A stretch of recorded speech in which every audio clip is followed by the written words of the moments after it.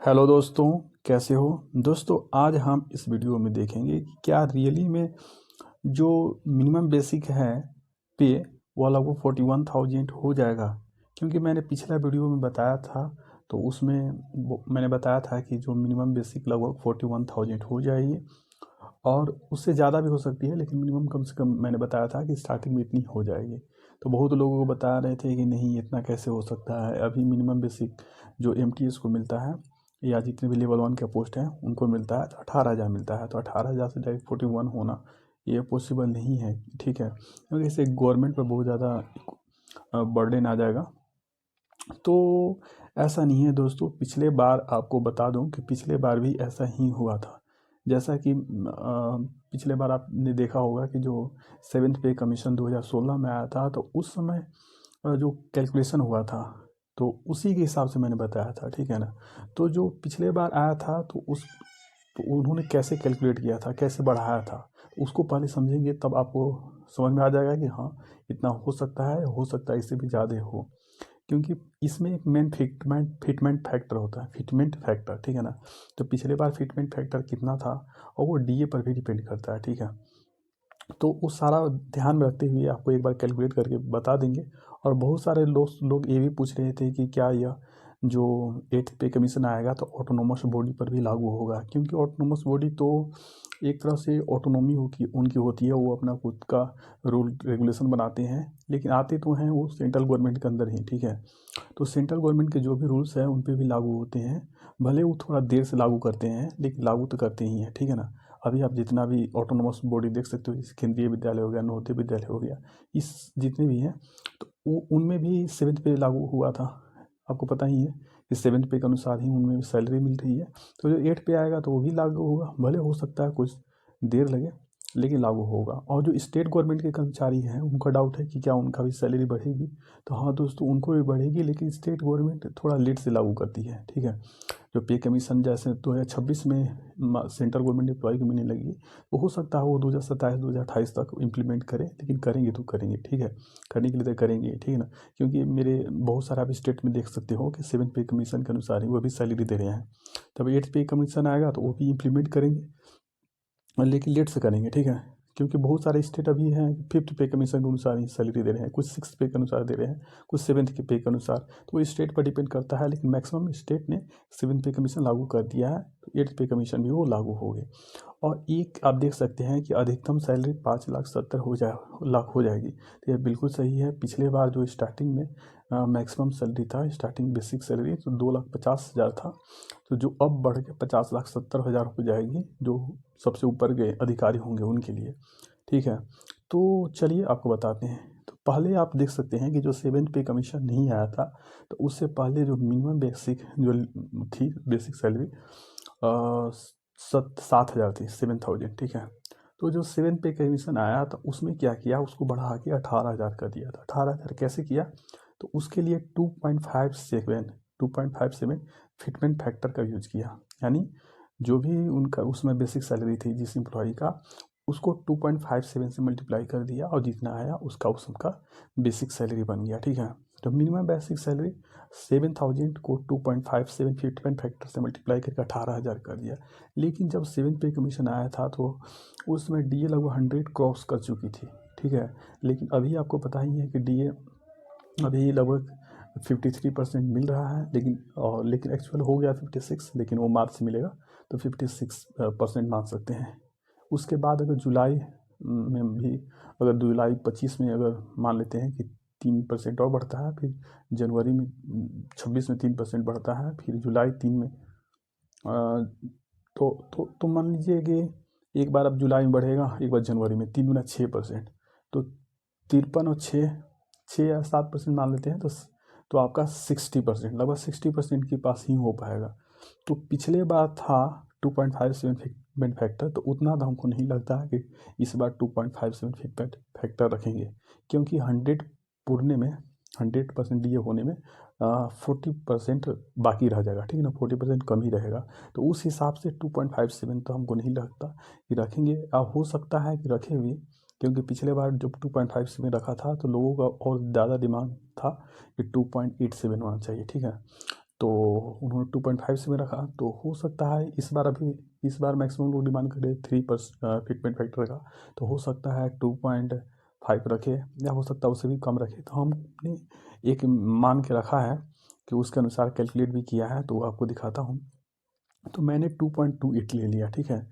पिछले बार जो fitment factor था उससे कुछ कम ले लिया, तो 2.28 ले लिया। तो 2.28 से 18,000 जो मिनिमम बेसिक सैलरी लेवल 1 के पोस्ट में मिलती है उससे मल्टीप्लाई करता हूँ तो 4,104 हो जाती है, ठीक है। उसी तरह से जितनी भी पोस्ट हैं लेवल 1 का, लेवल 2 का, लेवल 3 का, लेवल 4 का, उसके स्टार्टिंग बेसिक सैलरी से मल्टीप्लाई करोगे तो आपको पता चल जाएगा कि उस पोस्ट का स्टार्टिंग बेसिक सैलरी कितनी मिलेगी, ठीक है। लेकिन जब बेसिक सैलरी फिटमेंट फैक्टर से मल्टीप्लाई कर दिया जाता है, पे कमीशन आता है, तो उसमें डीए जो होता है, डियरनेस अलाउंस, वो 0 हो जाता है, ठीक है।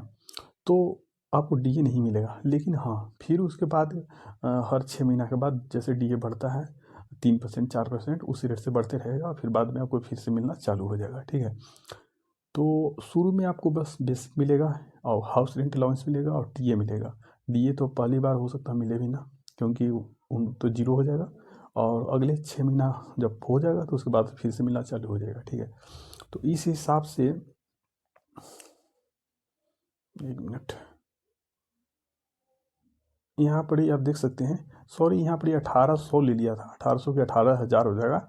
18,000 इंटू 2.28 करेंगे तो 41,000, 4104 है ना, तो 41,040 हो जाएगा, 41,040 हो जाएगा, ठीक है। तो यहाँ पर ही आप देख सकते हैं, उसी हिसाब से मैंने कैलकुलेट किया था, तो 41,040 हो गया था। 40 के राउंड ऑफ कर दिया जाता है, ठीक है ना।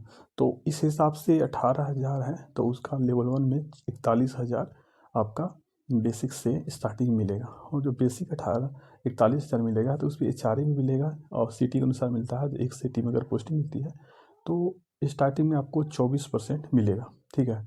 क्योंकि पहले भी जब 6 पे कमीशन आया, तो 7th पे कमीशन आया था तो 24% ही मिला था। फिर 25% क्रॉस कर गया तो 27 हो गया, फिर 50 क्रॉस करने पर 30 हो गया, ठीक है ना। तो आपको 24 मिलेगा। तो 41,000 के 24% आप निकालेंगे तो 4 दूना 8, लगभग 10,000 के आसपास बन जाएगी। तो 51,000 उसके बाद टीए हुए भी मिलेगी। तो मतलब मान सकते हो कि 54-55,000 आपके लेवल 1 में आपके सैलरी बन जाएगी, ठीक है। उसमें आपका एनपीएस भी कटेगी, तो कटने उठने के बाद आपको 50 के आसपास मिलेगी, ठीक है। तो ये सारी चीज़ें आपको मिलेगी। और अगर इससे ज़्यादा अगर बढ़ाते हैं, जैसे मैंने 2.28 फिटमेंट फैक्टर लिया है, अगर उससे ज़्यादा बढ़ता है फिटमेंट फैक्टर, तो हो सकता है आपका सैलरी 60 क्रॉस कर जाए, जो मिनिमम बेसिक सैलरी जो लेवल 1 के पोस्ट में होती है, ठीक है। और उसी तरह से बाकी जो पोस्ट है लेवल 2 का है, तो उसमें से 5-5, 6-6 हज़ार बढ़ाते जाओ, ठीक है।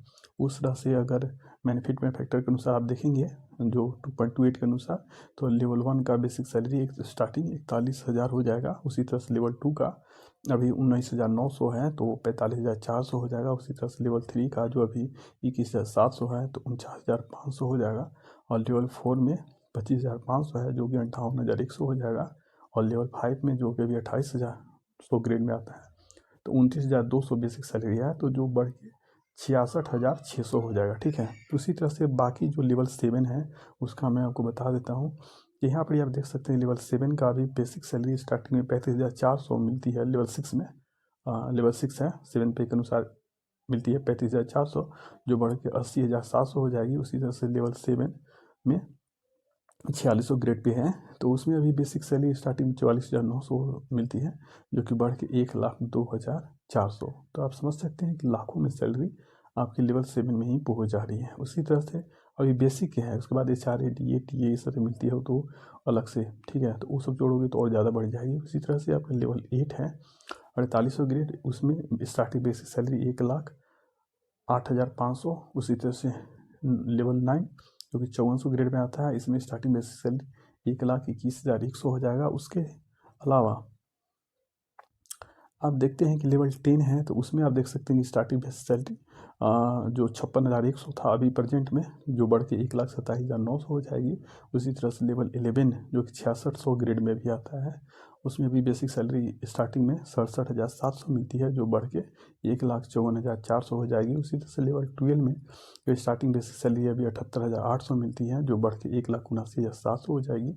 उसी तरह से लेवल 13 में 1,58,500 मिलती है, जो बढ़ के आपका 2,70,200 हो जाएगी। उसी तरह से लेवल 13 में आप देख सकते हो, और जितने भी लेवल है उसका आप 7 पे कमीशन का जो टेबल है उसके अनुसार आप देख लीजिए, और उसमें 2.28 से मल्टीप्लाई कर दीजिए, और उम्मीद है कि 2.28 से ज़्यादा ही मिलेगी। हमको लगता है कि 2.57 पिछले बार था, तो इस बार कम से कम 2.3 रखेंगे, ठीक है, क्योंकि डी उतना नहीं बढ़ा तो उसे कुछ कम रखेंगे, लेकिन 2.3 के आसपास रखेंगे, ठीक है। तो देख सकते हैं कि आप लेवल 4 में कितना हो जाएगा, लेवल 15 में कितना होगा, लेवल 16 में कितना हो जाएगा, लेवल 17 में, और लेवल 18 में अभी जो आपका जो बेसिक सैलरी मिनिमम था 2,50,000 था, जो कि आगे बढ़ के 5,70,000 हो जाएगी। तो 5,70,000 बेसिक पे, लेकिन ये अधिकारी लोग जो होते हैं उनको मिलती हैं, जो सबसे हाईएस्ट अथॉरिटी होती है, सबसे हाईएस्ट एडमिनिस्ट्रेशन होती है ऑफिसर, उनको मिलती है, ठीक है। तो हमको उम्मीद है कि आपको यह वीडियो अच्छा पसंद आया होगा। अगर वीडियो पसंद आया तो इसे लाइक करें, चैनल को सब्सक्राइब करें, and share this video to your friends and relatives, and comment करके बताना कि अगला वीडियो आपको कौन से टॉपिक पे चाहिए। Thank you friends.